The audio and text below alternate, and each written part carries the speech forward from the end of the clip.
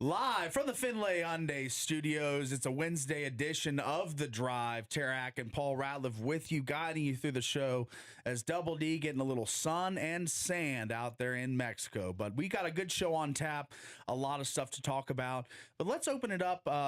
Today's show brought to you by St. George Tint Shop. Make your vehicle look good, feel cooler, and protect your ride. Book your tint. Just call 435-704-8657 or Google St. George Tint Shop today. And let's get it opened up on Around the Water Cooler this morning, as there was three big topics I thought in the sports world yesterday that I'd wanted to tackle. And we didn't really get into the Jazz's win over the Boston Celtics a couple days ago, but they take on the Pistons tonight from the Motor City. They come in with a record of 3-4, fresh off that big win, like I said, over the Celtics. The Pistons currently are a 10.5-point favorite per ESPN bet. But this is kind of my thought this morning about the Jazz. The Jazz win total going into the season was 18.5. Mm-hmm. They're at 3 already through 7 games.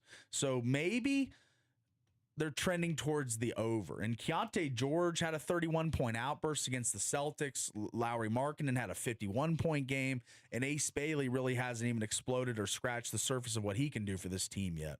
Will Hardy has this team playing hard and for the state of Utah. This is something that the organization should have done long ago. Why play vets like Jordan Clarkson, Colin Sexton, the list goes on, over young prospects you're trying to develop for the future plan? Yeah. For guys that can make impacts for this team going forward. Austin Ainge seems like he wants to play the pups, let them grow, and let them develop throughout the season. And they will take their lumps. They'll have some tough stretches where they lose 5, 6, 7 in a row, what have you. But what can happen is you're starting to get guys starting to come into their own a little bit. As Keontae George was a guy a lot of Jazz fans were ready to write off after year 2. I mean, this was a guy was struggling to stay healthy, was struggling to produce, but Keontae George, this comes from NBA Central on Twitter, over his last 5 games, 31 points, 5 rebounds, 4 assists, 25 points, 2 rebounds, 7 assists, 17 points, 8 rebounds, 9 assists. 25 points, 2 rebounds, 8 assists. 26 points, 5 rebounds, 10 assists. Those are the last 5 games for Mr. Keontae George. Wow. So he is starting to develop, to come into his own, whatever you want to call it, because Keontae has become a real impact player for this lineup. And we know Markkanen has always been. So to think that the Jazz are going to go under the 18.5 like I initially believed, and Devin was on the over. He's always a glass half full guy with the Jazz. Bring them on out, them Utah Jazz, as he always says. And it just seems as if they didn't have the pieces this year. But now we're seeing a little bit into the season, and like I said, Ace Bailey hasn't really done much yet, but the young guys combined with the older players in the core are going to be a better team than 18.5 wins. I think so, through 7. I'm making this statement early. I don't want to wait till we're 50 games in and then say, oh yeah, they're going over. I want to be saying it right as the season begins. I needed a little sample. I needed to watch them first before I made my determination. I think me and Devin thought the 18.5 was a little low. Ridiculous. Yeah, you thought it was low, and I thought it was right about right. I mean, this team won 17 games a year before, and they traded away a lot of their vets. They traded away, or they let Colin Sexton go. They let Jordan Clarkson go. They let some big pieces of this team go. Right. But now replacing them with young legs like Walter Clayton and Ace Bailey, I think that this team will be better than 18.5. Through 7 games, they're 3-4. I could see them winning maybe 25 games this season. I think just the way they come out every night and proven. The guys in a make or break year, like Keontae, this is year 3 for him, for many of the young guards, and Keontae is having a good start to his year 3. Consistency on both ends of the court. That's what they're looking for. They're looking for more guys that are going to be a part of the fold going forward. I don't know if Lauri Markkanen is part of this core in 5-6 years. He's already an older player, but Keontae could be your lead guard going forward. You could see Cody Williams and Bryce Sensabaugh and some of these other young players develop into something. And Filipowski has been a godsend for this team, a second-round pick. So I feel like they've drafted okay, but Ace Bailey, Filipowski, Keontae George, Bryce Sensabaugh, all those guys need to be playing big minutes for the Jazz, because that's the young players you're trying to develop into the Jazz of tomorrow. So that's kind of my thought on the Utah Jazz this morning. As they're 3-4, I don't think anyone expected that. I think 0-7 was a more predictable even their outcome. Losses have been really close. Tight, yeah. Like by 1 point against the Kings, like a couple of points here and there, and they would have won the game. So they've been really great close games. It's not like they're just getting blown out. They haven't been blown out at all this season. Yeah, to your point. Yeah. So that's impressive. And I think we're going to see a lot of good basketball going forward. I think so too. And like I said, there'll be growing pains. They'll take their lumps. They'll have losing streaks. But like at the same time, like a guy like Taylor Hendricks that didn't play at all, had that gruesome injury last year, blew out his knee and was out the whole season.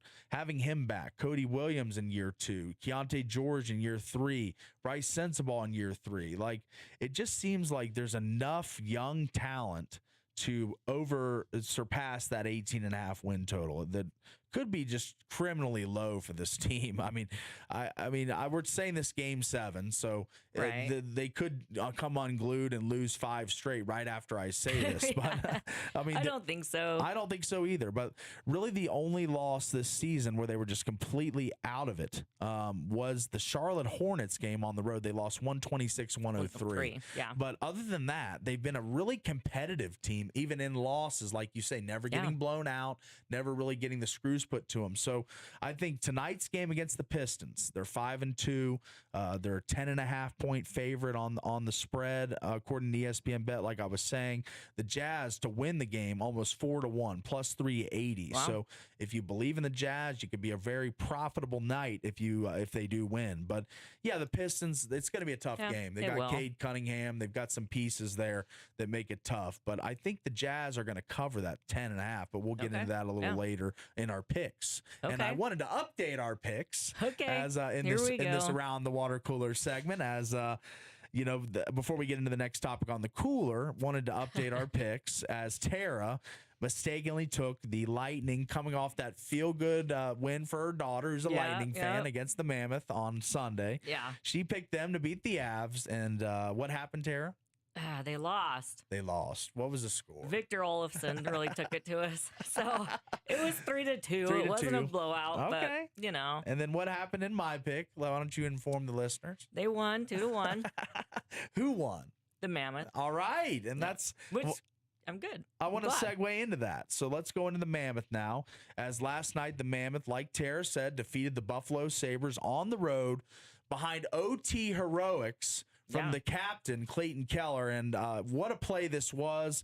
This is what this team can do. On 3-on-3, I think they're going to win a lot of overtime games this season for the simple fact that the amount of sheer speed that Utah possesses. And Keller, one of the faster players on the team, speaking of speed, he takes it all alone right out front and buries the game winner. And this is how it sounded last night on SEG Plus. Wow. Keller right back in. And now Clayton Keller trying to go to the net. Keller shoots, he scores! Clayton Keller! Clayton clutch! I like that. Wins it in overtime. Clayton clutch. There was some nice emotion behind the Clayton clutch. Right? I liked that. And that was a good celly, too. I liked it. It was. Great celebration on the road in Buffalo, as this was J.J. Peterka's return to Buffalo after being traded for Michael Kesselring and Josh Doan, who I've heard, a lot of reviews on Doan and Kesselring have been good. This might be a mutually beneficial trade for both sides. I think so, Peterka started off a little slow with just 4 goals through, 13 games now. I think he's pretty good. We want the production a little higher from him because scoring goals is what he does. So I'd like to see his point production climb a little more. But Doan, Kesselring been playing good for the Sabres. But this team is surging at 9-4-0 in the early season. Tons of young talent flashing every night. Right. Having the team, seeing the team live on 2 occasions. One thing pops to you for sure when you watch the Utah Mammoth, for me at least, and you can agree or disagree here, how young their legs are and the amount of speed on the ice at any given time. We were kind of watching, closely the size of the Mammoth versus the Lightning. And whenever they get in scrums, it was like a bunch of giants against a bunch of mighty mites, it seemed like. And but the what they give up in physicality and size, they make up with speed and skill. This is not a super physical, hit you a bunch, just bang you against the boards a ton team. This is a team that wants to get out in space, time and space, and create plays. And I think the chippiness of the Mammoth needs to improve a little bit. I think they might need an enforcer type at the trade deadline. You like to call them goons. I know. I like to call them goons, but a goon is a negative connotation. Yeah, it is. I don't like it. I would want more of an enforcer, more the PC way of saying it. Yeah. And I think Liam O'Brien plays that role a little bit, spicy tuna, but he's just not a great skater and a great offensive force. So I think that's the one thing missing is somebody to kind of protect the kids a little bit in Utah. A bigger enforcer type. But like I was saying, in a 3-on-3 overtime setting, they're going to win a lot of games because of the simple fact that they are fast, they are skilled, and they are really talented. So the Mammoth win 2-1 last night in overtime over the Buffalo Sabres. And then the other big storyline in sports as we wrap it up on Around the Water Cooler here this morning is the Jets.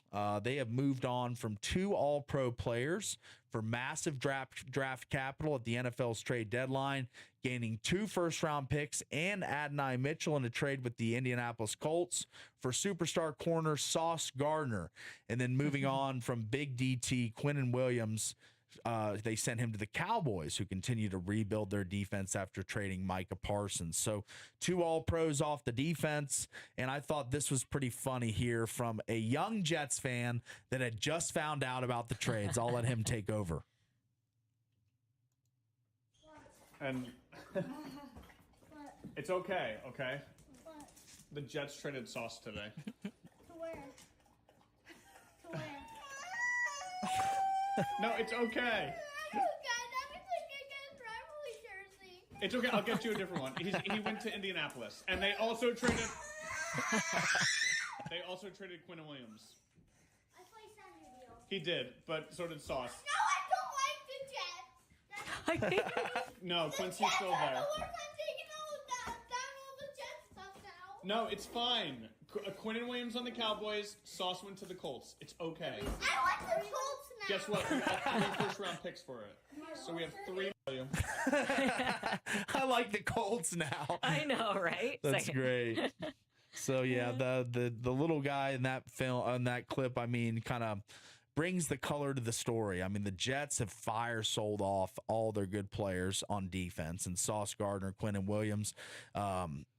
It's just crazy to think that, you know, the Jets came in with all this optimism, new coach, new quarterback. They're free of Aaron Rodgers. They kind of made that story known that they wanted to fly him cross country from California to New York to have a 5-minute meeting to tell him we don't want you back. Dirty. That was pretty rough. Yeah. And that was Aaron Glenn, you know, the new head coach of the Jets, and that's the way he handled that.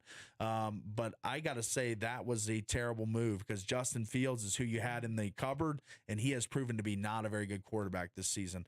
And the Jets have just one lone win. So, yeah, and now they're selling everybody off. So they're full on rebuild. They're going to acquire draft picks. Yeah. They're going to use those picks in the next couple of years to try and assemble a better team and try and get out of this hole that they're in. But that little Jets fan kind of encapsulates what all Jets fans are feeling. Yeah. Maybe not as much crying and screaming, but some definite angst from Jets fans this morning as they do trade away 2 of their young stars for draft picks. Yep. They're in full-on rebuild mode. So we will get into a little more of the NFL trade deadline, touch more on the Knights, as we did touch on the Mammoth. The Knights got a big W last night, and more on today's show. A lot of Heisman talk, as well as the first edition of the college football playoff has been revealed. And for Utah Beehive State residents, there's one team that you're extremely excited to see in there. We'll get into that coming up next. A little Heisman talk with the CFB bracket reveal after this quick break. The opening segment today is brought to you by Coral Canyon Golf Course. Celebrate Coral Canyon's 25th anniversary and play great golf for a great price. Call for tee times 435-688-1700. That's 435-688-1700. We're going to grab the quick break. Be back right after this.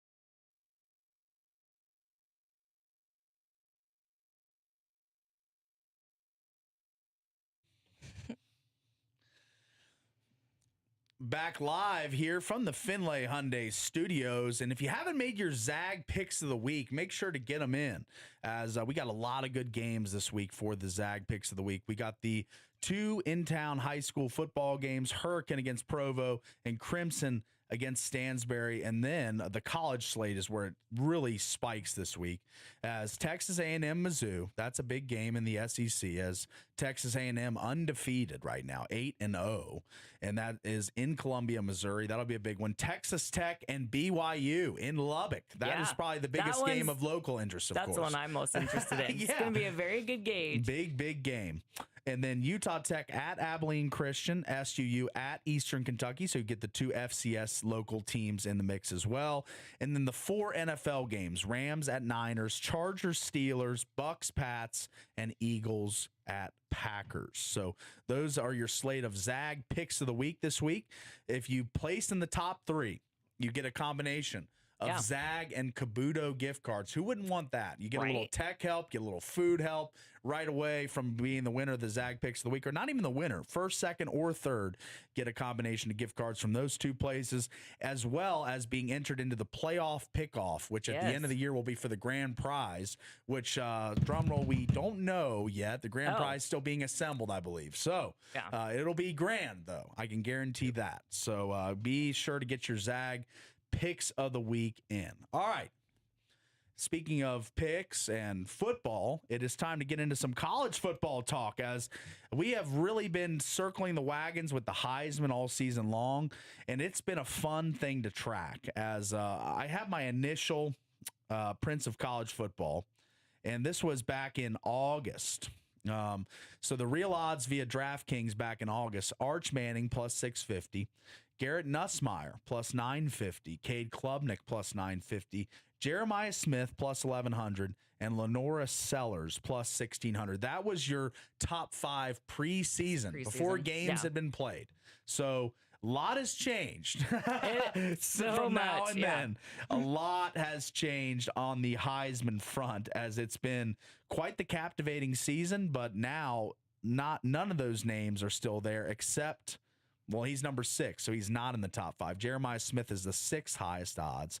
But the current top 5 Heisman favorites go as follows. Number 5, Gunnar Stockton at plus 2,200, the quarterback for Georgia. Who's had an okay year. Georgia currently, we're going to get into the playoff reveal in a second. They are in the field. So how about Marcel Reed, the A&M quarterback, plus 900, 8-0 Aggies, really surging, and he's been a big reason why. Next up is Ty Simpson, the quarterback for Alabama, plus 450. Never heard of her. He's a pretty good player, I got to say. I know, I'm kidding. Beat Vanderbilt, beat Mizzou on the road, I know, beat Georgia. Jeez, I know. I'm just bitter. It's fine. Oh, and he beat Tennessee. Exactly. I get you. Thank All you. right. Yeah. Next in the odds goes Fernando plays Mendoza. really well for a girl. Fernando Mendoza, the quarterback of Indiana, is plus 240 to win the Heisman. And then the odds-on favorite, as of right now, is true sophomore sensation Julian Sayin, the quarterback for the Ohio State Buckeyes. And now, obviously, the names have changed drastically. Arch Manning is nowhere to be found even on the odds. He's not even barely listed, I feel like. So, and he was your favorite going into the season. And now he wasn't my favorite. No. He was the betting favorite going into the season, like the odds-on favorite. Right. Not your favorite. I know. I was like, he wasn't my favorite. What are you talking about? Yours was Nussmeier, who was number 2 in the odds. And he's nowhere to be found either. He's either. dropped out, and LSU has fired their coach. It's been a terrible season for them. Dan Pierce nowhere to be found. Dan Pierce nowhere. Yep. Yeah, it's kind of crazy. The odds have totally flip-flopped this late in the season. Dante Moore, the Oregon quarterback, nowhere to be found. He's plus 5,000. Okay, so he's down. On there. Okay, he's down the list. Not in the top 5 or 10. No, right? he's not. Okay, and then who was the other really, really hot name? It was Lenora Sellers. Yeah. He was like my number 2 preseason Heisman pick, and he has dropped out. Yeah. So with the current names, Julian Sayin, Fernando Mendoza, Ty Simpson, Marcel Reed, and Gunnar Stockton, who would be your selection from that group? Or if you want to take one from the field, who would you go with? I actually really like Fernando Mendoza with Indiana. Okay. At the plus 240. He's having a great season, and I could see them going undefeated and winning out. So really? Yeah. All right. You're very surprised, apparently. I mean, not super surprised because Indiana's having a great season. It's just I don't believe, and I want to fact check this, that Indiana has ever had a Heisman Trophy winner. I don't think they have. I don't think so. But I think he could be the first. But this is what he's done this season. Yeah. 162 of 224 passing for 2,124 yards. Yep. 50 carries for 220 yards. So his total offense, 2,344 yards. Yeah. And he's had some big games. I mean, his full career, this was a Cal transfer. Right. So he came from the Cal Golden Bears, and he was a good quarterback there. He was. But now he's got Indiana undefeated, ranked number 2 in the country. So I believe. And when is the last time you've seen that too? Indiana even like top 5. Well, they were undefeated last year for a long stretch of the year. Yeah, but since Signetti, we'll make that clarified. Yeah. Before Signetti was a coach there, they were never undefeated through 8-9 weeks of the season. So the coaching better and the quarterback play really good this year, and I don't mind that pick. He's had a 5 TD performance, 6 total touchdown performance, tying an Indiana single season record. Yeah. He also set a program record for single game completion percentage, 95%. Just one missed pass, I'd assume. So, this is a really good quarterback. 72.3% completion rate on the season. Yeah. Only 4 interceptions, 25 touchdown passes. Yep. I mean, these are stats of a Heisman Trophy winner. Right. So I agree. I like that pick, but it's not my pick. Okay. So, but I like where you're going with Signetti and Indiana. They don't get their shine. They never really have been a program, a blue blood, a top tier college football program. So they are now with Signetti. Exactly. Yeah. Yes. Yeah. So that is something that has changed with Indiana because that was not there previously. And I think that realistically, you can look at Indiana as long as Signetti's there as a contender. I think so. I think so. So, but my pick. Okay. Drum roll, and I'll drum roll it myself, or Here, you can. I'll get you. Got the I'll drum get roll. you a drum roll, buddy. Okay, I Here like the drum roll. Thank you, buddy. Anything for you. Hey, I appreciate you. My pick for the 2026 Heisman Trophy winner is none other than redshirt sophomore quarterback Marcel Reed. Okay. For the Texas A&M Aggies. He's emerged as a dual threat star this season, leading the Aggies to an 8-0 record. And Texas A&M has never won a national championship. No. They've always been the redheaded stepchild in the state of Texas, behind the Longhorns, behind Texas Tech, or TCU was in a national title just a few years ago. Yeah. So Texas A&M has always been close, but a little too far. Close, but just not quite there. They're spending the money though this year. They're spending the money, and that's the thing. They've got a good roster, and the guy that's leading the way is Marcel Reed. He's got 17 touchdowns, 1,972 yards, 8.8 yards per attempt, so he's slinging it a little bit. His constant efficiency is a thing as well, 65% completion percentage, 246.5 yards per game. He really does get involved in the run game. He's got 6 rushing touchdowns, 349 rushing yards, 4.4 yards per carry. He's an effective runner of the football. I just think there's no way if Texas A&M goes undefeated and gets the number, I'd presume, 1 seed in the playoff if they were undefeated. Yeah. And that means 4 more games. So, I mean, they got to win 4 more in a row. They do. And that is a tough task in the SEC. I'm not discounting that. What is their schedule? So that's what I'm getting ready to pull up now is Texas A&M. They play Mizzou this week. So that's a tough game. That's on the road against number 22 Mizzou. Okay. Then they go South Carolina, who's 3-6. Really winnable game there at home. Right. Then they got Samford. 1-8 Samford. Okay. FCS kind of bye game there. And then they end the season. How about this?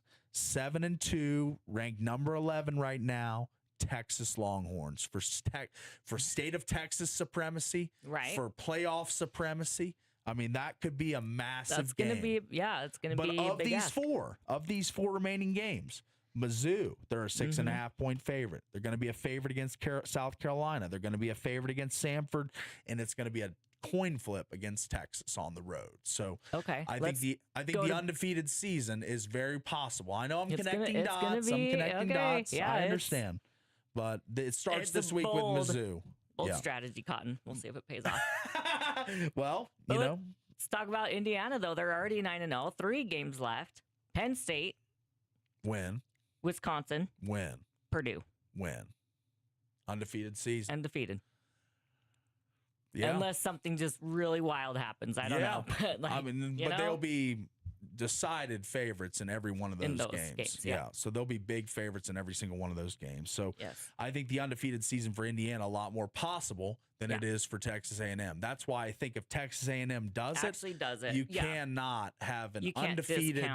You can't have an undefeated season in the SEC and not give that quarterback the Heisman. That's my thought there. So you're playing the safer game. You're taking the lower odds guy, and there's more of a likelihood that they go undefeated and he wins the trophy. Right. But I'm taking a risk. I'm playing the long shot a little bit here. Marcel Reed, I think he's been great all season. Yeah, so like you said, if they do go undefeated, that's a feat. That is a feat. That's even a bigger feat than like what Indiana has faced. Because so the SEC, you can't we both agreed that the SEC is the toughest conference in football. Yes, exactly. In college football. A lot of people argue with me on that, but it is. Oh. And it's not just because the Vols are in it. Yeah, no, you just know football. Yeah. And I know football. And the SEC, the speed, the strength, everything is bigger, faster, stronger in the SEC. Exactly. So, a lot of people like to discount that because they're Cougar fans, they're Ute fans. They root for the Big 12 teams, or they're Ohio State fan or Penn State fan, and they root for the Big 10. Right. But the facts are the facts. The SEC has produced the most national champions. They are the best football conference. Absolutely. So, that will be interesting if Texas A&M, number 3 in the country, 8-0, 5-0 in the SEC, and these are some of the teams they've beaten. I'm not saying they've had a murderer's row of a schedule here, but still, any of these SEC teams can beat you on any given day. So, as far as their wins, they beat Notre Dame, who's number 8 in the country. That was early on in the season. Yeah. They pounded on our Utah State Aggies 44-22. They beat Auburn 16-10. They beat Mississippi State 31-9. They beat Florida 34-17. They beat Arkansas 45-42. They beat LSU 49-25. So they've dodged Alabama, Georgia, some of the top bigger ones, but they will be locked up with one of those teams in the SEC championship game. So they can't hide forever. No, they can't. But they still got some tough games down the stretch. Texas was the preseason number 1, and they were super talented this year. So I mean, they are what they are. They've lost 2 games, and I've been critical of them. But their team, their roster is still super stacked with 5-star and 4-star recruits. So that'll be a fun game to watch between A&M and Texas. That'll be a huge rivalry game, of course. So that'll be an amazing end of the season for Texas A&M. So Tara's on Fernando Mendoza, the Indiana quarterback, and I'm on Marcel Reed. Text us on the text line who your Heisman Trophy pick would be. 435-990-9950. Just text in the name of your Heisman pick. We'd love to get engagement from the listeners, as I love the Heisman. It's one thing I get juiced up for every year. It's probably the most elite fraternity in the world. You know, being that you can only be in it if you're the best player in college football your year. So it's a very hard thing to get into. I've always thought it's super cool. I love the Heisman House commercials that Nissan or whoever that is does. Right. I mean, I think that the Heisman is just such a cool thing. So we kind of slacked a little bit with keeping you updated throughout the season, but wanted to give a 3/4 of the way look at where the Heisman race stands. And right now, Julian Sand, the Ohio State quarterback, the sophomore, is the favorite right now. So yes.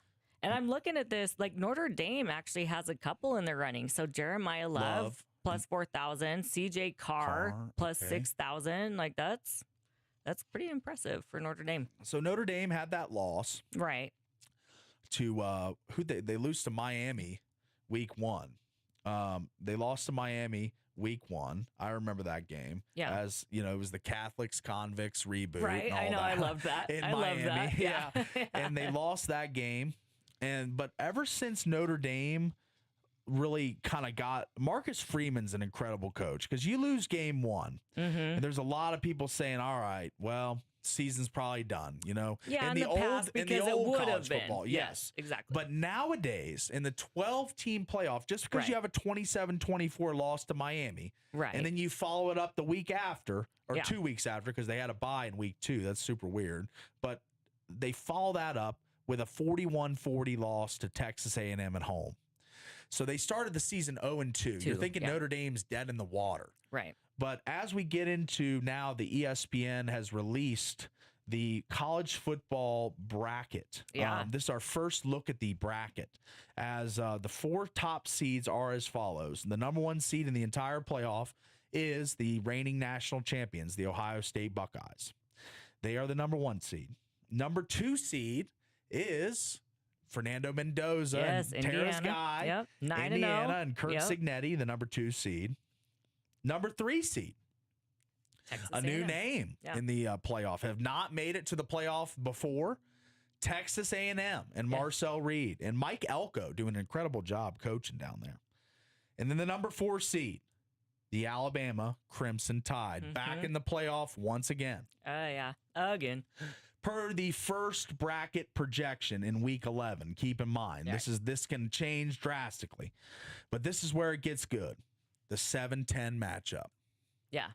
It's the 10 seed Notre Dame Fighting Irish against, how about this, from the Beehive State, their very own BYU Cougars have made the party, have crashed the party as the 7 seed in the playoff. Wow. BYU in the 7-10 with Notre Dame. Let's just go through the rest of them. Ole Miss garners the 6 seed. They'll take on Virginia. Wahoo Wah. The Cavaliers have made it into the first projection. And then this is the most compelling matchup on the board to me. The 8-9 between Oregon, a big spender in the NIL world and has a really talented roster, against another team that has a super talented roster and has spent a lot of money, and that is the Texas Tech Red Raiders. Right. This is a new stage for Joey McGuire and the Red Raiders. Texas Tech has not been relevant since Mike Leach, Graham Harrell, Michael Crabtree were winning 10 games a year. This has been a long time coming for Texas Tech. Oregon, a mainstay in these playoffs. They've been in this has been nothing but the norm for Oregon. So that would be a really fun game if it happens. But that's if it happens, because we have BYU and Texas Tech. That's right. So this is going to shake up. It will shake up. This is going to be different. It's not the final projection. I understand, but it's the only one we have thus far. So we got to work with it. Okay. And this weekend, one of the teams will be bounced from this field. Exactly. The loser of the BYU Texas Tech game will be out of the playoff field in the second projection. So that's why BYU has got to be ready to play this week. Win. And we've got it into the playoff a little bit. We're going to take a quick break here as we've really going to sink our teeth into BYU Texas Tech this week, because this has major ramifications on the playoff. It has major ramifications on the Big 12 title game. We're going to talk a lot of BYU Texas Tech leading up to the game, and I think our initial preview, let's get into it next, because this is a massive game. It means a lot for playoff stakes and supremacy in the Big 12. So let's take a quick break. That segment talking about the Heisman and the playoff bracket, brought to you by Coral Canyon. Celebrate Coral Canyon's 25th anniversary and play great golf for a great price. Call for tee times 435-688-1700. That's 435-688-1700. Also brought to you by Prime IV. Call 435-522-5005 to book an appointment. Black Friday is on all month at Prime IV Hydration and Wellness. Stock up on your favorite infusions, injections, and gift cards with our biggest savings of the year. Go check them out. I think Tara's going to head over there today. Not feeling the best. I need to, yeah. She's got to head over there. Allergies and That's everything. Right. Just get the Myers cocktail. The I Myers got cocktail. it whenever I was ailing. Kind of want to get the glow. Yeah, that's all right. Of that stuff. Get all the good all stuff. The things. Yes. That's right. She's going to go over there, and you should too, as Prime IV, proud sponsor of The Drive. We're going to grab a quick break. Be back with more hard-hitting sports takes right after this.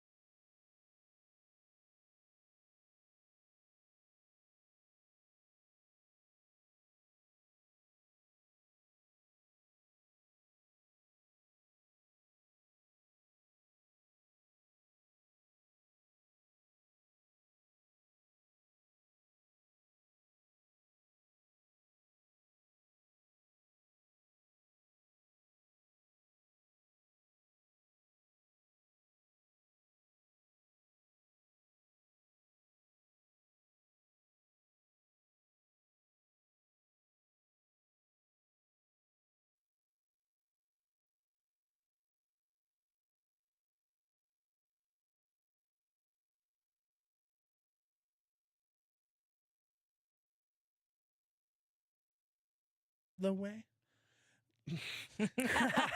You were singing. Sorry, I had to turn it on. She tried to catch me there, but Sorry, buddy. I had to do it's all it. right. I know you had to do it. Your impulses gave in.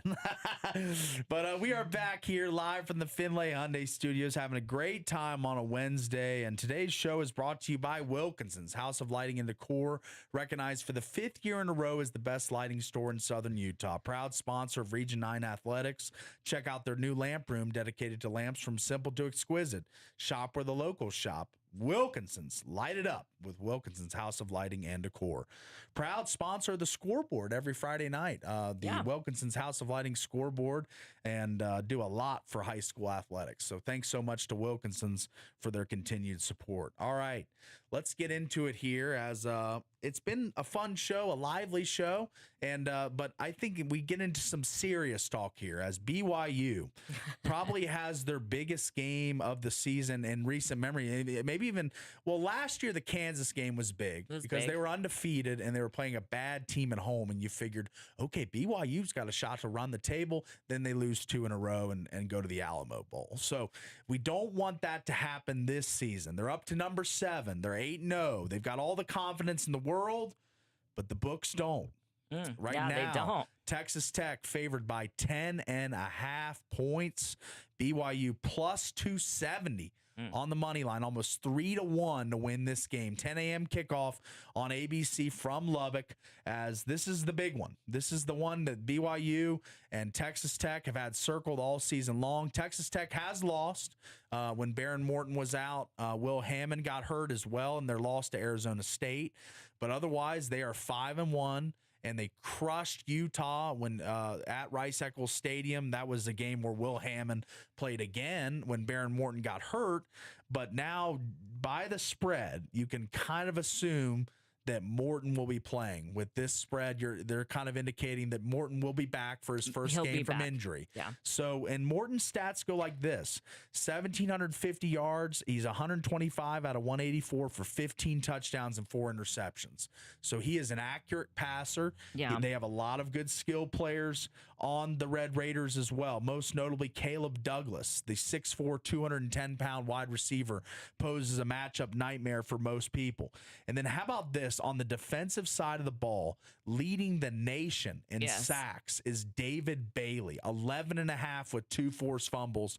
The Cougars' offensive line got to be ready for the task. So this team has pop players, impact players, studs, whatever you want to call them, on both sides of the ball. So BYU got to be sharp. They do. They got to be really sharp in this game. They got to start fast, in my mind. Yep. I think their first offensive possession, the scripted offensive possession, they always say, is this is the plays that are wrote down the week of, and the offensive coordinator just goes through them one by one on a script. I think the script's got to be immaculate this week. They got to start off fast and get a touchdown first possession, because if you let Texas Tech play with the lead, with their hulking defensive line bearing down on you, where they can just rush the passer play after play, and there's no threat of LJ Martin, who will, I'm hearing, return this week for the Cougars, their leading rusher. So it'll be interesting. It really will be interesting. What are your thoughts on the BYU offense against probably the best defense that they've seen this year? I'm a little nervous for them, not gonna lie. I'm hoping that BYU can pull it out, but I've been saying this all along. This is a gauge game. We're gonna see how good BYU actually is. And everybody kind of thought that the Holy War was, a good gauge game, because Utah did lose to Texas Tech. Yeah. And when BYU beat Utah, it was a good game. But this is going to be the real test, and we'll see with all of the starters back. And can BYU's offensive line hold them off, like protect Bear, so he has time to throw and everything? And then what's BYU's defense too going to do? Because we've talked about how good their defense is all season as well. Yeah. So, but what's that going to look like going against the Texas Tech offense, especially with Morton starting? Yeah, with Baron Morton back, it's going to be a different look. You know, It will. He's not as much of a runner as Hammond. He's more of a guy that sets his feet a pocket and throws it and gets it out to the skilled players and let them do the work. So, but yeah, the BYU defense, really starting with that, and you kind of said it in our group text, the Colorado game. Right. It was 14-0 before you could blink your eyes. And Right. Colorado is devolved And I did not into, see that coming. and Colorado's devolved into one of the worst teams in the Big teams. 12. They've gotten blown out back-to-back weeks, 50-plus point outputs put up by both Arizona and Utah, who blew them out at home as well. So they scored 21, and they had 14 in the blink of an eye. West Virginia, who struggled to score all year, had 24 against BYU. Arizona in double OT had 27. Utah 21, and then Iowa State 27. So the scoring has picked up on the defense a little bit. Yeah, the defense isn't. It's is showing dominant. a little bit of cracks as of late. For sure. Lesser or more so than they did against Portland State, Stanford, ECU. To begin the season. So this is it. Like you say, this is the big barometer. This is the measuring stick. This is the big game that everyone's been waiting for. Yeah. Because Texas Tech is legit. Their one loss was they had Will Hammond, then he got hurt. They were on their third quarterback by the end of that game. Right. So how many teams can win with their third quarterback? Not many. Not many. Yeah. So it doesn't matter how good the rest of the roster is. So that's the thing. BYU is going to have a monumentous task on their hands. And 10.5 points, I would take the Cougars in the 10.5. Oh, really? Yeah. Okay. I don't know about winning the game for BYU, okay. but 10.5, I don't see them blowing BYU out. BYU has not lost this year, obviously, but I just don't think blowout is in the DNA of this team. So I think it'll be a 7-point or less game going either way. I think BYU can very much win this game. Bear Bachmeier's got to be great. I mean, this is the time for him to be great.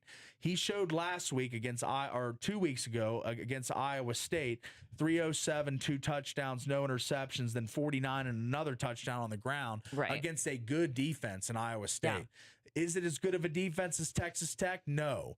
But I still think Bear needs to play massive because LJ Martin, who's coming off an injury, who's returning to the lineup this week, is not going to be himself, I don't think. I think he's going to be playing at a little under 100%.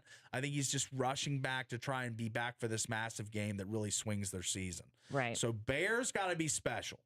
Parker Kingston, Chase Roberts, his receivers, got to make plays for him. No drops, no tipping the ball up in the air and letting it get picked off, which that infuriates me that counts as a quarterback interception. I know, that's not very fair. It's not fair at all, but it is what it is. And they've had a few of those this year. So I want to see the hands be just crisp, making the catches sticky hands. Sticky icky, right? Right, yeah. They need the sticky hands. They need to be able to make the plays when the ball is thrown to them. And like Parker Kingston, Chase Roberts in the open field, they're some of the best receivers in the Big 12. But getting their hands around it, making sure that they don't fumble, drop the football, have miscues. Because if you have miscues and lose the turnover battle against Texas Tech, you're not going to win the game, especially in Lubbock. I mean, this is not in Provo. Right. This is not behind the roar of the Cougar. Yeah. This is a hostile territory of a team that's top 10 that wants to make the playoff. They're going to be playing, they're going to be playing balls and they to the know wall. that that's on the line. That's right. Both teams know because whoever loses this game could fall out. Fall out. That's right. So yeah, it makes for an incredible 8-1 versus 8-0 game. Yeah. I mean, this is the biggest game in the Big 12 all season. We thought the Holy War would be early on in the year. I thought Utah and BYU might assert themselves as the top 2 teams. But to be fair to this show and to be fair to me, Devin, before you were even on, we were talking Texas Tech throughout the offseason pretty extensively.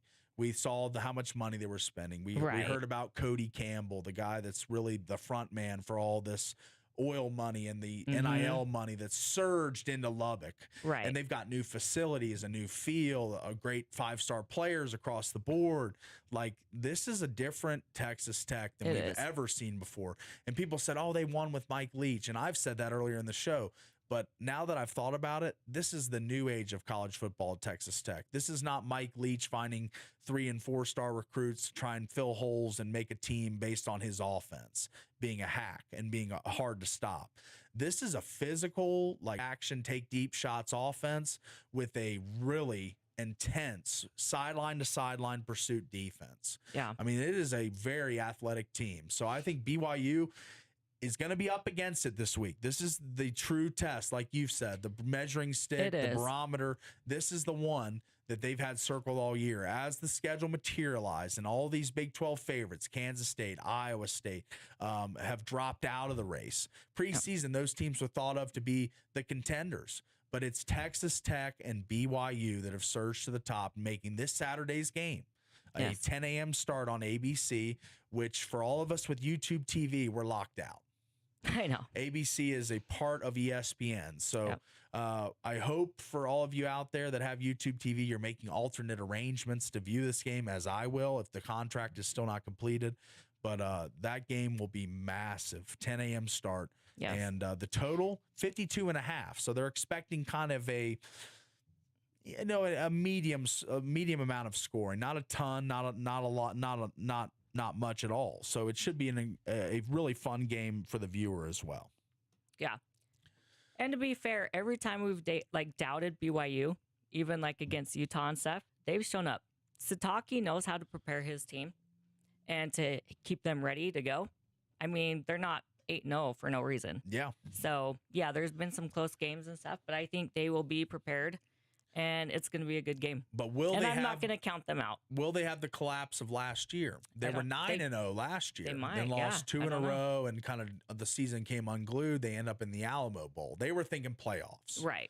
So that's the thing. Yeah. Will that happen again? You talk about Sataki's coaching chops. Mm-hmm. They're on premium display this weekend. Will he outcoach Joey McGuire, the Red Raider head man on the opposite sideline? Yeah, I think that's the coaching that's the chess whole match. question. That's the whole measuring stick. That's what we're talking about. That's right. Yeah. It'll be interesting to see as BYU, Texas Tech, Saturday morning, really, before noon for us out here in the Beehive State. 10 a.m. kickoff on ABC. Texas Tech favored 10.5 points total, 52.5. BYU on the money line. If you like them to win, plus 270, almost 3-1 for the Cougars.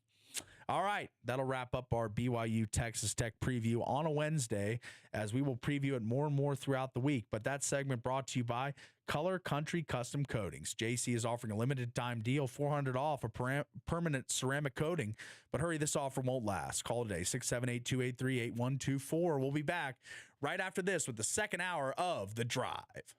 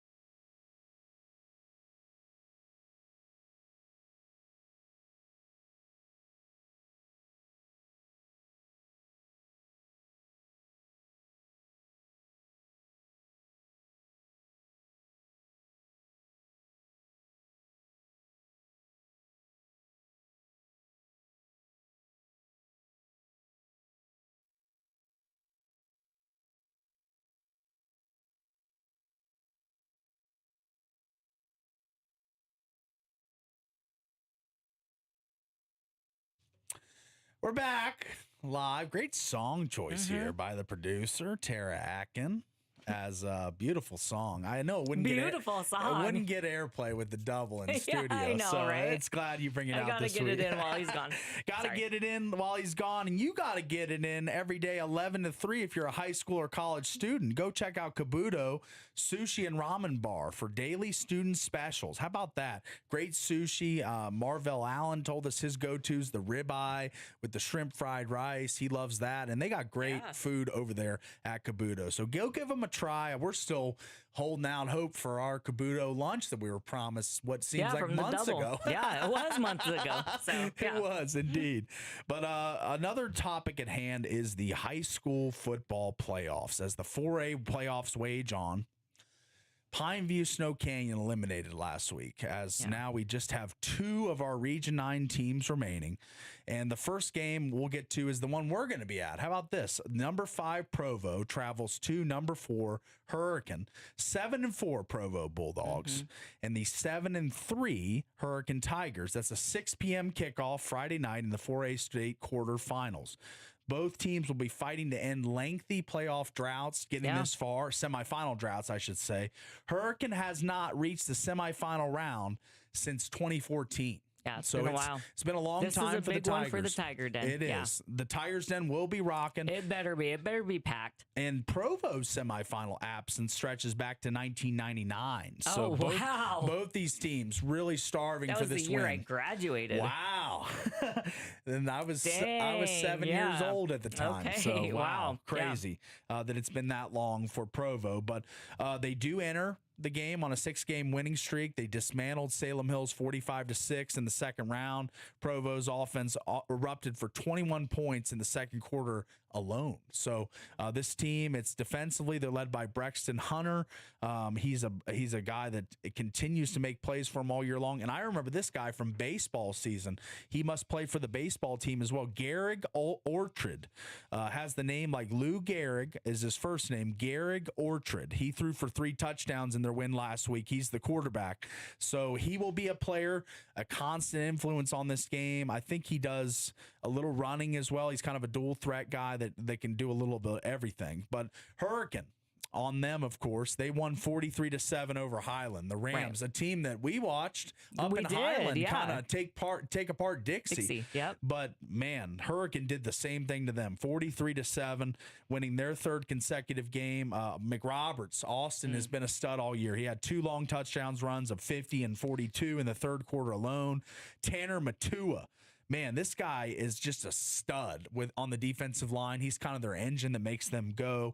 So those two kind of spearheaded a Tiger victory. Nice. But now, man, it sets up this Friday. Provo averages 37.1 points per game behind Orchard's 27 touchdowns. His primary target, Ronnie Wright, has been unstoppable, 1,341 yards and 15 touchdowns. So they've got really good wide receiver quarterback synergy going with Orchard and Wright. So that's going to be the connection that the really opportunistic Hurricane secondary. They got 3 players with 2 or more interceptions this season. Titan Burchard, Coach Cowan's son Cannon has 4 interceptions as well, just a sophomore. So they will have their hands full with that. Ronnie Wright, he's been a guy that's one of the best receivers in 4A. He's just been a guy that's constantly produced. But on the other side, Hurricane averages 32.4 points per game. The Tigers, Austin McRoberts, 12 touchdowns, 1,080 yards, and Brody Jacobs, 870 yards rushing and 8 TDs. So together, those two combined for almost 2,000 yards and 20 touchdowns on the ground. So I think that the rushing attack of the Tigers is going to be paramount today. Possess the ball, hold the ball, run the clock. It's the same method Hurricanes really had all season. They don't love to throw. I mean, Dylan Gabriel, he's absolutely he's very capable. Versatile though. Yeah, he can throw, but he can also run. So he's a good threat. He's a dual threat. That's right. And I'm not saying that they don't throw. No, but they don't love to throw. They prefer to run if they can, and they have the lead. They're playing with the lead. He's got like 1,100 passing yards. He can throw. No, I'm not saying he can't throw. I'm saying Coach Cowan would prefer to run the football if he can. Yeah. Perkins going at their best when they're ahead of the sticks, 2nd and 5, 3rd and 2, and they can just keep running the football. Yeah, So- run it down their throats. That's right. And then you have an open lane for throwing too. Play It action. opens everything up. That's yeah. right. So their offense is a little different than most offenses in Region 9. It's the gun tee. They do a lot of window dressing, disguising in the backfield. You never really know who has the ball. Right. And I think that's going to be difficult for Provo to handle. So I'm not going to give my picks. The Friday night spotlight will be out tomorrow. I'll make my picks in that. So Okay. we'll wait for that to come out. The suspense. The little tease. Yeah. Okay. Little tease here. That's right. So that is the first game, and that's the game we'll be at 6 p.m. And then Coach Barry and Devin Dixon will be at Crimson Cliffs for the 2-time defending 4A state champion Mustangs continue their Stansbury. quest for a 3rd consecutive title when it hosts the number 7 seed Stansbury, who comes in 9-2. And this will be 6 p.m. on Friday. Yes, Crimson's been a dominant force for now 4 years, really, if you talk about their runner-up appearance when they lost to Desert Hills. Right. But Van Daly last week, 245 yards and 3 touchdowns, not quite 300 yards like Kyle Richardson had against Timpanogos. But I think Timpanogos' defense has seen better days in the run defense. Right. Like, they've now allowed 2 200-plus yard rushers to just Region 9 alone. Yeah. And Tanawai Andresen, he added a touchdown to Britton Phillips on a 25-yard pass. We weren't at this game, but of all the things that I've heard from Devin, this was never really a close game. No. Even though the final was 48-27. So Timpanogos probably had some late touchdowns to kind of close the gap a bit. But the Stallions going to be a different challenge. Stansbury averages 41.2 points per game behind their quarterback, Brighton Rutzel. He had 6 touchdown passes a week ago. He's got 2,818 yards passing and 40 touchdowns for the Stallions. What does Devin call them? Tatas? Yeah, he does refer to them as Tatas. So 40 Tatas. 40 that's a lot, Tatas. dude. That's quite a few. And Lyle Rhodes is his top receiver, 62 catches for 938 yards and 13 touchdowns, as well as Boston Rowley, 33 catches, 732 yards, and 7 touchdowns. So Crimson averages a little less per game offensively, 34.9. Daly's really been their engine that makes the car go. He has over 900 yards and 13 touchdowns. Andresen, 1,531 and 26 touchdowns. And his leading receivers are Jackson Holt and Britton Phillips, as they are reliable targets. The Mustangs defense is really where it gets going for me. Where it goes, yeah. They average 20.1 points per game in high school, which is a super low figure. Right. Diedrich Moore, Nate Entz, Major Stokes, kind of all the big names on the defense. So the stage is set. We got 2 games. Friday night, it's going to be the Provo Bulldogs traveling to the Tigers Den. That's where me and Tara will be. Yes. And we will be anchoring the coverage from out there. 6 o'clock kickoff Friday. And then Devin and Coach Barry will be over at Crimson Cliffs for the Stansbury, the 7 seed Stansbury Stallions, and the number 2 seed Crimson Cliffs Mustangs. That's your Region 9 roundup today, as it's going to be a fun Friday night. Yes. It really will be. I'm looking forward to it. It should be. We just need one team to advance to keep a Region 9 team in line for its 3rd straight championship. So I think we could see both our teams advancing. Yeah. I mean, I think that I really think Hurricane could pull it off, and Crimson too. Yeah, I think both teams have a really good chance to win this week. I'll give my predictions in the spotlight tomorrow night. Tomorrow, you're just not going to pick today, are you? I'm not going to pick. I'm going to wait. I'm going to tease. I'm going to I'm going to drive some views to that article. As St. George News, Eric Gould, me and him collaborate every week on the Friday night spotlight. A really good preview for your Friday night football docket. All right. Let's take a quick break, as that was a fun segment previewing the high school schedule. And it was brought to you by Prime IV. Call 435-522-5005. Black Friday is on all month at Prime IV Hydration and Wellness. They've got the NAD Plush infusions. They've got the Glow, the Beauty Boost Pack. They've got all kinds of things for you over there. And all of that is done in the zero gravity massaging chairs, which I've heard so much from Devin they're about. The best. I've only gotten a drip in studio before, so you got to go was do doing the chairs. it in this chair. No. No massaging or no zero gravity here in the studio, but at Prime IV, you are treated to some of the nicest massaging chairs out out there. Oh, for sure. And the drip's I incredible. could stay there all day. I'm sure. Absolutely. Yeah. Stress-free in there. So. It is. Yeah. It's like, low lights, and you could just like get in your chair and get massaged and go to sleep. That's right. It's a vibe. I need like a 5-hour drip, I think. She needs a reset. Yeah. We're going to take a quick break and reset and come back after this with more hard-hitting sports takes on The Drive.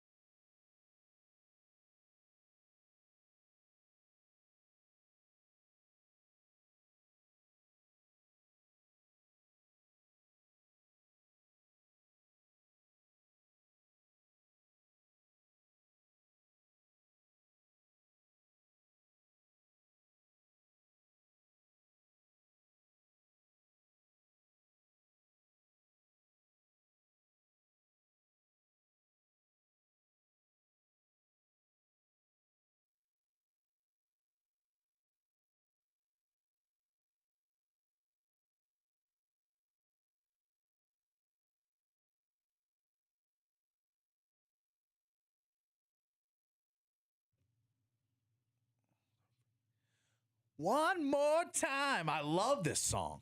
It's one of the best by Daft Punk. And we're riding along here. One more segment here before we have our first in-studio guest, as it's been a fun show today. A lot we've talked about the playoff reveal, the Heisman update, the Region 9 roundup, the water cooler, talking about the Jazz and Mammoth, and the Jets, who have single-handedly torn apart their team and restarted here. So a lot of interesting storylines thus far today. But let's get into a kind of a potpourri of everything here, as we haven't done top tweets in a little bit. But let's get started on it, as it's been a fun day on the internet looking for good stuff here. All right, this one comes from, I want to know where I want to start here. There's so many good options, but let's start with this one. As Keontae George, this comes from Jazz Lead at 16 hours ago.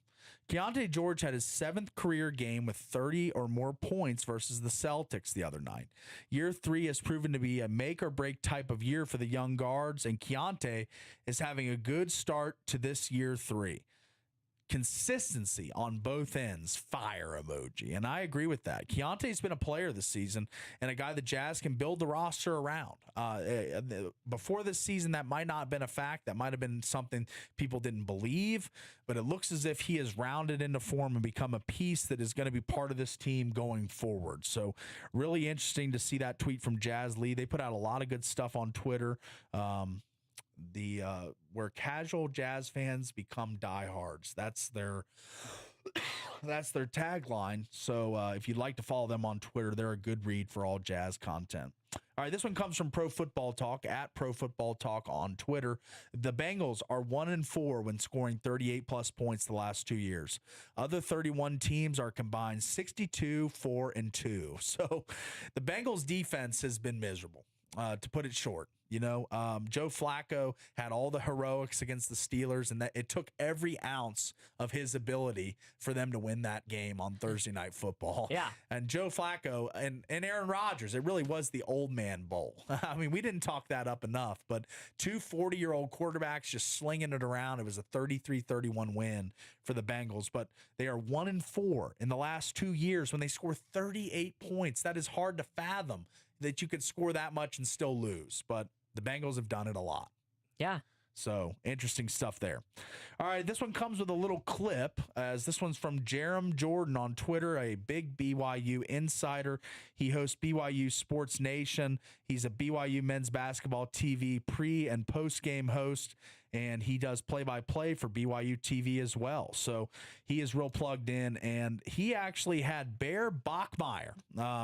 It sings an original song about the road he grew up on. It's called Ortega Road, and Bear's got a little sample here for you, and let's see if we can get this. I'm not sure if we can.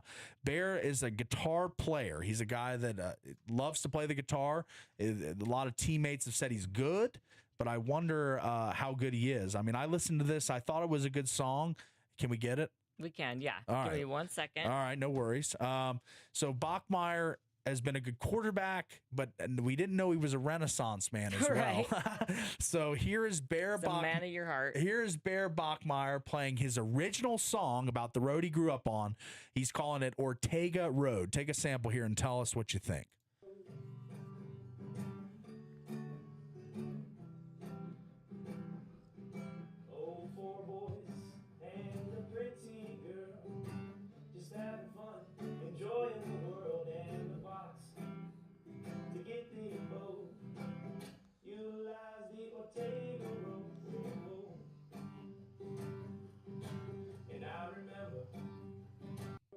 I like it. He gives that little roll of the tongue. Ortega Road. I like that. Yeah, he's talented, and he's a talented quarterback as well.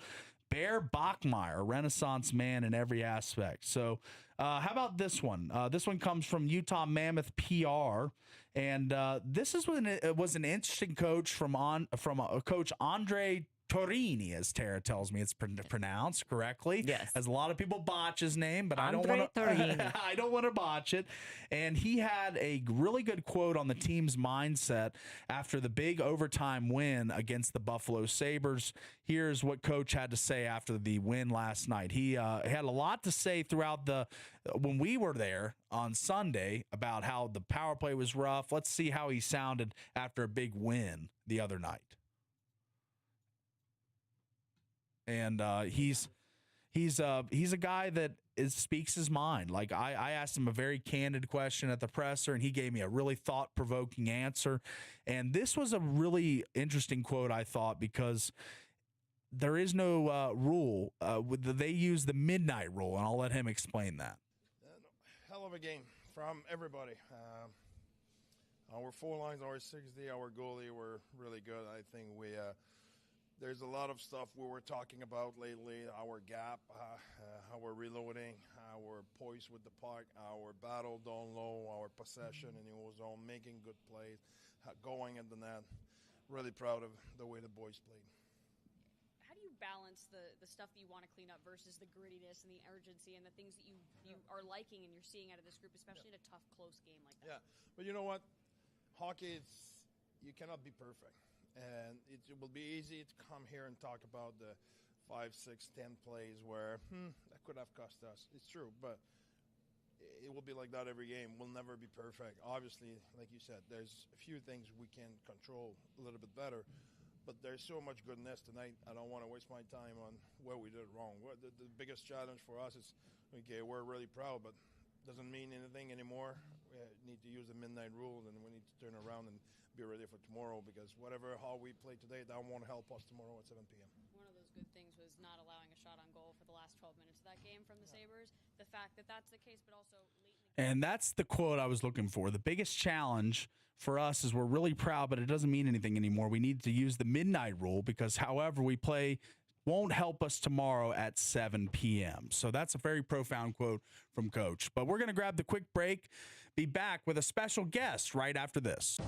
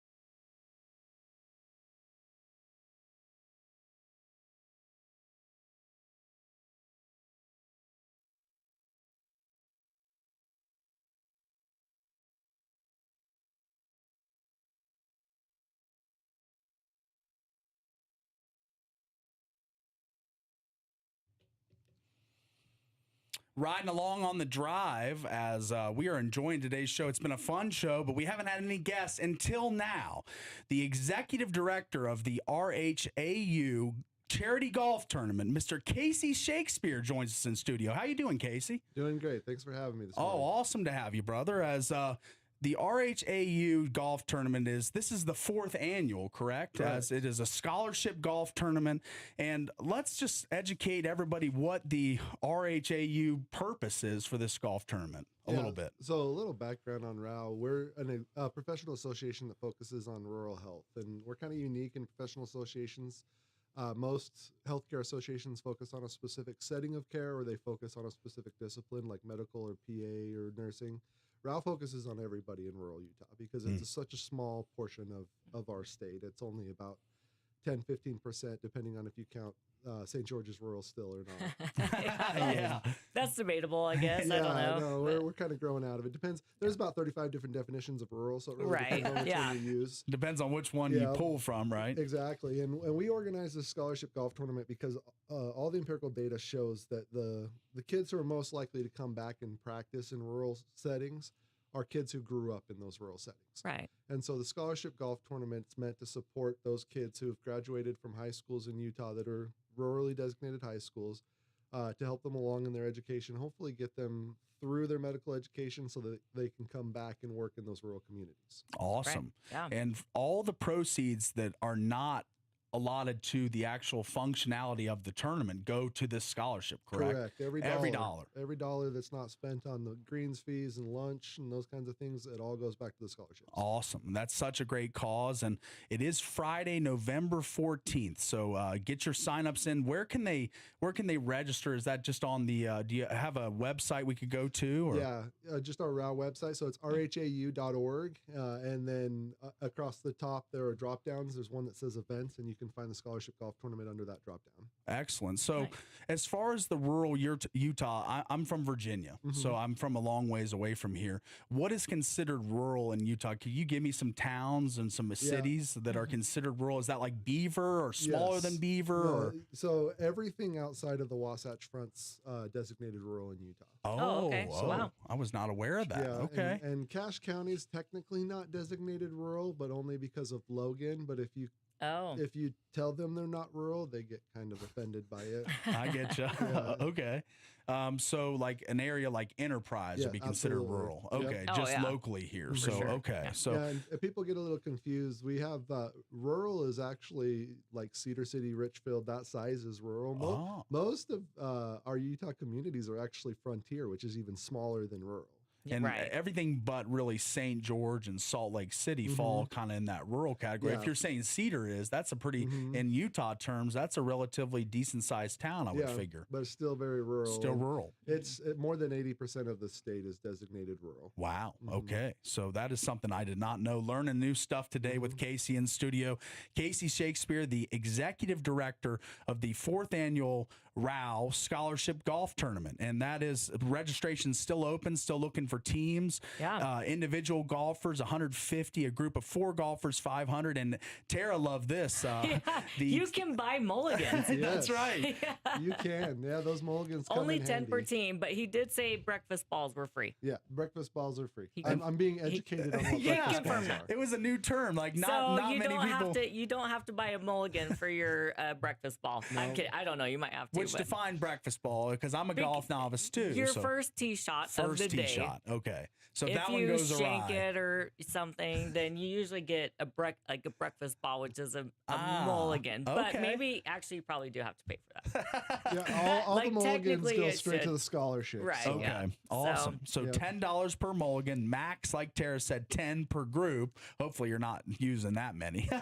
And all participants will receive a swag bag with goodies, and lunch will be provided. And there will also be an opportunity drawing at the tournament. Yeah, and there's some great prizes in the opportunity drawing. prizes We have yeah. a pair of passes to go golf at Black Desert. Oh. wow. We've got Okay. a gift basket from Greater Zion that's valued at over $600. Oh, wow. We have Okay. a DeWalt drill, several gift cards to Target and Costco. There's That's gift great. cards to Dixie meats here in town. Oh, nice. Love we have Dixie meats. A Dutch oven from IFA, some Western shirts. There's some great stuff. Oh, there's some. It sounds like some amazing prizes in that opportunity drawing. Yeah. So, if And you are we playing best ball? What is this? We a are. scramble? So it's a scramble okay. tournament, best ball, and then Those are so fun. There is a longest drive competition and a Okay. closest to the pin competition, and those have Awesome. pretty great prizes as well. There's, I think the longest drive prize is $50 to Longhorn Steakhouse. Oh, okay. Nice. And then there's a $100 gift card to Harmon's for the closest to the pin. Oh, okay. wow. That's Yeah. awesome. And Yeah. then we have a fun Great. little ducky game we play where you're chipping duckies into hula hoops, and each one you land, you get entered into a drawing for a month.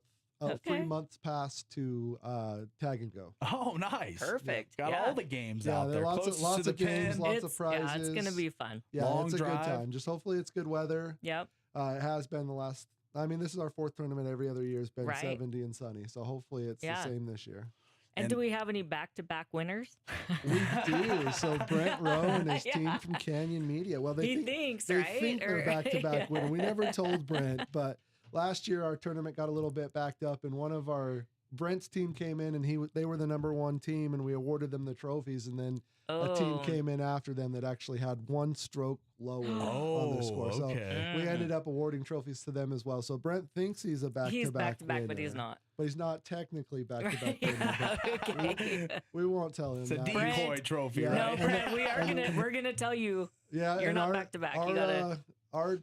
The tournament does have a first place trophy as well. That's pretty cool. So Oh, nice. You do have a chance to win a trophy, and Awesome. we make it as fun as we can. It's a good time. I enjoy these tournaments, and it's all for a good cause. Absolutely, for a good cause. So join Casey out there, the executive director of the 4th annual Rouse Scholarship Golf Tournament, going on Friday, November 14th from 9:30 to 3 at Southgate Golf Club. Get signed up. They're still looking for golfers, and it's a And great. I think there's one more hole. Yeah, we have one more hole that still needs a sponsor. sponsor. Oh, okay. So, yeah. Yeah, so absolutely. Sign up by Friday so we can make sure we get you set up. That's right. Sign up by this Friday. So really appreciate your time, Casey. It's been great having you on and getting the word out about the Rouse Scholarship Golf Tournament, and I hope everything goes great. I know it will. So Yeah, I appreciate you. We were able to give 10 scholarships last year, but we Wow. had 63 applications. wow. So Okay. we're hoping to increase the number of scholarships because I anticipate the number of applications are going up. That's It's incredible. got to spike because this is such a great event, such a great golf tournament for all the players and for the cause, of course. The Rural Health Association of Utah is who the beneficiary is. And every dollar that doesn't go to the tournament goes to the scholarship. So what an amazing cause. All right, we're going to grab the quick break and be back with more sports talk right after this quick break on The Drive.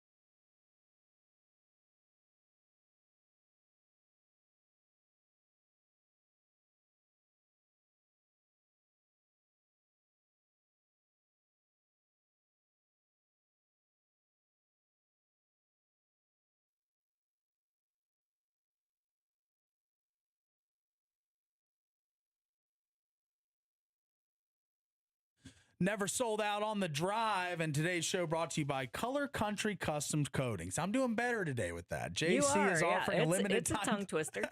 It is. JC's offering a limited time deal. How about $400 off a said permanent ceramic. I was trying to combine permanent and ceramic coating, but hurry, this offer won't last. Call JC today at 678-283-8124. Color Country Custom Coatings. Protect your vehicle with the ultimate finish.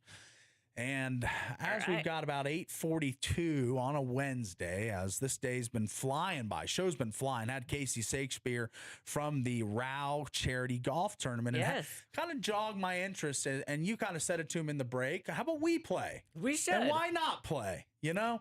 Sometimes, me and you, Devin and Caden. That's right. So sometimes, and you've seen it firsthand, Devin's degrading of my game is a thing. You have potential. I do have potential, and he likes to let me know. I'm not going to count you out. He likes to let me know that I have that you're horrible. That I've lost balls. The one time we played, I should have never played with him until I was ready. So I had taken lessons from our friend Marco. And Marco, if you're out there listening, we need a tune-up. Me and Tara needs a tune-up. I need a full-on restoration. So, so we're gonna need some help from Marco. If he's listening out there, I'm gonna text you later on today. I've been saying we're gonna get out there and do some lessons. And I have kind of texted back and forth, and there's been some preliminary work done, but not enough. So before this tournament, November 14th, right? Yes. Friday. Yes. We want to sign up. Tara brought that up in the break and was like, why don't we play? Me, you, Caden, Devin. Yeah. And I was like, well, we'll have to buy all the mulligans. I'm going to need a few. You might need a few. I don't know how your game is at this point. Breakfast ball. Okay, breakfast ball. And I think that it would be super fun if we all got out there and played in this tournament. It would. Because we have never played together. No. Me, you, Devin, or Caden have never played together. So it'd just be a fun group to get out there, hit the ball around like he was telling us, best ball, which really helps me. Scrambles are fun. Yeah, because they're really fun. You don't have to play your own ball the whole way. And like for me, I'm not the best off the tee. I mean, I can putt a little better than I can drive or chip. Okay. So I think we might use a few of my putts, maybe if we have to use at least one of your drives. One of my drives. Okay, so that might be tough, but we'll work on that. We'll work on that from now until next Friday. From now until next Friday, I've got to have at least one tune-up lesson for my drive. Yeah. I definitely need that. So, but we've talked about playing around outside of this tournament as well. We've been talking about making around with Caden, Devin, me, and you, just as a go out and have fun type day. But this will be even more fun in a tournament, and all the things that Casey was talking about, all the games, those ducky chipping, the closest to the pin, the longest drive, all those things. Like, it seems like a fun tournament. You know how I am. I like to just show up and try. That's right. You are a show up and try. I'll never forget your first Angelo long drive for working here. You were volunteering, helping, setting up the ball buckets, and then I was like, why don't you go out there and do it? And you're like, only if you do it. And I was like, I'll do it, but I'm not going to register a drive on the grid. And I didn't. You didn't, but I did. You did. And you were in the barefoot. That's right. I just kicked off my shoes and it was fine. It wasn't great, but I did make it to the final round. The second day or the third day, actually. The final round. Yeah, the final round. It was, the drive off. And there was some really tough competitors in that. Yeah, I got smoked in the final round. But it's okay. At least you tried and you did it. And that was awesome. So Tara's going to be looking to get out to the ROW Charity Golf Tournament. And now all we got to do, you've got me on board, you got you on board. We just got to get Friday double in the Friday the 14th, though. Okay. And you might be at high school state football. Yeah, that's right. So now that I think about it, that's a wrench in the plans, a live wrench in the plans. Everything was setting up so perfectly. And then the Friday, that's up at Salt Lake City, so probably not going to be able to do it. The semifinals. At least you and double. Yeah. So it'd be tough. But maybe me and K-Man could work something out. Maybe that's right. You guys get out there. We could get a team going. That's right. We just need 2 more people. That's right. Who wants Anybody wants to be on our team? Yeah, text the text line right now. Tara and Caden. They're trying to round out their foursome for the ROW Charity Golf Tournament, which we were just reviewing with Casey last segment. And maybe we should have kind of a reunion with like Trevor and Dixie Direct. Chambers. Tony. Yeah. Maybe me and Trevor and Tony Chambers and that'd be Caden. great. That'd be great. They could rehash their duel that Tony still talks about to Maybe this they day. could like repair, things there. That's right. Repairing is a Same thing. team, Yeah, same team, not pitted against each other exactly. in a playoff hole situation, which Right. they were in years ago. Yes. Which Tony walked us through that story yesterday. Still very It's bitter fresh about in his apparently. mind. Yeah. So But yeah, golf. I really want to angle in and start playing more because at this age, there's not many you sports. need something to do. Yeah, that's right. I don't do much. So, I need something It's to do. a good I need a pastime. hobby. Yeah. So I'm looking for hobbies, and I think golf is going to be one. So Nice. it's really fun just being out on the course. Like I really enjoyed the Black Desert Championship, not just because they're pros. I would enjoy watching just a random foursome on that course. Right. Walking that course is so beautiful. Just the sight lines. Oh, yeah. And just how it pops. The grass just amazingly green. It looks like we're in Georgia or something. Yeah. But we're in Utah, and The it's- desert. It's not Augusta National. It's Black Desert, Right. and the grass still looks amazing. So Right. I would definitely love to get out on that course and play, but I'm not nearly good enough yet. So we're gonna. Yeah, we don't want you to turn up that That's course. right. It's we too don't. nice. It's too nice. That's right. So we're gonna work on my game, and then maybe someday. Southgate's a great place to start. Southgate It's a fun course, and Green good. Spring was where I did play that one fateful round where I lost Okay. like 10 balls. So oh boy, I don't know if I want to go back to Green Spring. So let's try Southgate. Maybe Yes. our round with Double and the Cade That's will my be. favorite course to play with my kids. And stuff. Okay, cool. So we'll get to Southgate. That'll be awesome. Yeah. Looking forward to what we'll be tracking through the next few months is the evolution of my golf game. Currently can't even get the ball off the ground, but we will continue to work and hopefully with Marco's aid. And I know he might be out there listening. If you are Marco, you can call in right now because we'd love to have this kind of back and forth about my game. Marco's seen my swings. He knows how much rehab it needs. So we're going to work it though. And if you guys go play that tournament, the ROW tournament, because me and Devin, now that you say that, will be in Salt Lake most likely. So, but we'll have to plan the next big charity best ball that comes around. We need to get in it. Yeah. So it'll be fun. I mean, I'm really looking forward to expanding my golf game, learning more about the sport. I'm trying to watch more golf now because it kind of helps you learn a little bit about the rules and the game itself. So, There's a lot of rules. There is a lot of rules. And they're kind of weird ones. Yeah. That you wouldn't really think of. Yeah. So, but maybe you can There's a lot. You can school me up on the course, as can Devin and Caden, as people that have played before. So I'll do my best, and I can't wait till our foursome. It'll be fun. We'll be able to get out there and just have a good old time with the boys and girls, and hang out. So. But we're going to take the final break of the show, a B-bar break, the final B-bar break of the show, as we're going to come wrap it up with our picks, as Tara and me have done this pick'em contest. Tara Damas, she's been labeled by Devin, and maybe wrongly so. I'm still trying to figure that out, as she did drop one yesterday as we look at the board. Okay, but if we count like goals and stuff. You've always got excuses for your missed picks. Always. Okay, did I predict like the Holy War? Did I predict Gunther? Did I predict Gwensel? Like, really? You did. I'm just saying. Whenever the Holy War came around, you picked Utah, and then Devin was like, "Well, who'd you pick?" I said I wanted like BYU, but you wanted them, but who did you pick to win? You picked Utah, and then there was a clarifying statement the next week, and Devin was like, "Well, who did you pick?" And you were like, "Utah," and you're like, "Oh, you lost." And I picked Devin Utah picked too. Utah. No, he picked BYU. He did. Yeah, he did. That's so right. me and you were whenever you align with me, don't align with me. That's how you're going to lose. Whenever you align with me, you're going to lose. Exactly. She learned that the hard way. All right, we're going to stretch it out. We're going to stretch it out. All right, so we have 4 minutes. 4 minutes. No reason to take a break. We're just going to stick with our good listeners, and thanks for being with us all show long. We've had a big show today. We talked a lot of stuff around the water cooler, hit on the Jazz, Mammoth, and the Jets tear down. We had the college football bracket reveal with the Heisman poll, the Region 9 roundup, top tweets, and we had Casey Shakespeare from Rowan. It's been a pretty packed show today, Tara. Yeah, it's been good. Nice. All right. Yep. Beautiful. So let's make picks then. As okay, you got to. I don't. Hang on. Well, I'll give you time to make yours because I've got mine bottled up. What? basketball tonight. Basketball, NHL, no NFL. There is college football. As let me check who the college games are, but I'm going hockey once again, trying to stay hot. You've got Kent State, Ball State, and North Illinois and Toledo are your college football fair tonight, and then you've got a whole host of NBA games, including the Jazz at Pistons. And then you've got a full slate of NHL games. So I will go first. Got Capitals and Blues tonight, buddy. I will go first. Okay, go ahead. And I am going to jump in here with the Washington Capitals. You called it, my friend, as they are minus 145. Over the Blues. So this is not a big, this is a one-pointer, as we determined that now when you pick an underdog, you get 2 points. Right. So any team that's plus, you'll get 2 points. Any team that's a favorite, you just get 1 point if you guess it correctly.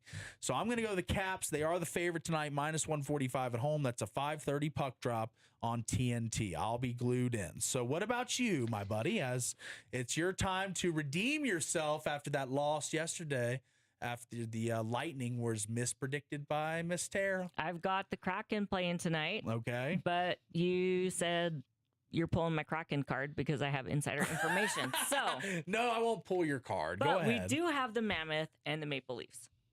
The Mammoth are the underdog, plus 130. Yes, coming off a back-to-back. I'm taking the Mammoth over the Maple Leafs. Okay. I like that. Sticking with our hometown team, they're 9-4-0. They're just coming off an OT win last night. They're taking on the 7-5-1 Maple Leafs at home on a back-to-back. She likes them. She likes them, even though they might be a little fatigued, but we'll see. They might be, but I think they can still pull it out. Yeah. Young legs. Yeah, these young guns. Come on. That's right. I believe in you. I believe in that pick. That's a plus 130 pick for Tara. It is the Utah Mammoth over the Maple Leafs. And I am on a minus 145, the Washington Capitals at home over the St. Louis Blues. So that is our picks today. We will chart them, track them, as we're both out of the survivor pool now. And it's a good thing that the double's not here to rub it in. Right. Yeah. It's because I don't even think he's realized that he's still alive and we're both out. And we're done. We're dead in the water. He's just still sun and sand and tanning and having a good old time. So, but once we get back, we'll be sure to hear about it, as I have been eliminated after taking the Packers, who lost to the Panthers. Ugh. Yeah. All right. Well, it's been a fun show today. A lot of good content, and we're gonna back it up again tomorrow with another great show on Thursday night. You can hear us twice. How about that? Hear us once in the morning, 7 to 9 on the drive, and then filling in on From the Bleachers 4 to 6 at the Eureka. So come see us tomorrow. We will be down there from 4 to 6, 3 to 5 Mesquite time. So come grab a seat in the sports book and come chill with Tara and Paul. All right. This show brought to you today by a whole number of partners, and don't want to miss any of them here, so going to read them NASCAR style to end the show. Coral Canyon, St. George Tin Shop, Kabuto Sushi and Ramen, Color Country Custom Coatings, Prime IV, Game Day Men's Health, and Wilkinson's House of Lighting. And those are your sponsors. It's been a great show today. Thanks so much for being with us, and we're going to come at it hard again tomorrow with what should be another preview of the BYU Texas Tech game. I think that's the biggest game in the entire college football slate this weekend. We'll dive deeper into that. We'll give closer to Friday high school previews. We'll recap the Mammoth and their big game tonight against the Maple Leafs, all coming up tomorrow on tomorrow's show. And we've really enjoyed it having you today. It's always FREE, free to listen to The Drive. And man, just really coming at it hard tomorrow. I cannot wait for tomorrow. I got my teeth sunk in. I'm ready to dig in tomorrow. And today's show also brought to you by Jimmy John's, their highlight of the week. Send your videos to thefansportsnetwork.com. If we choose your video, you get $100 gift card to Jimmy John's. And TDS is our local scores and TV sponsor. And Tara, how are you? We're good, yeah. I'm kind of out of sponsor reads. You're good, yep. But we're done? Sure. Okay, let's be done. All right. Thanks so much for listening to The Drive. We'll see you tomorrow.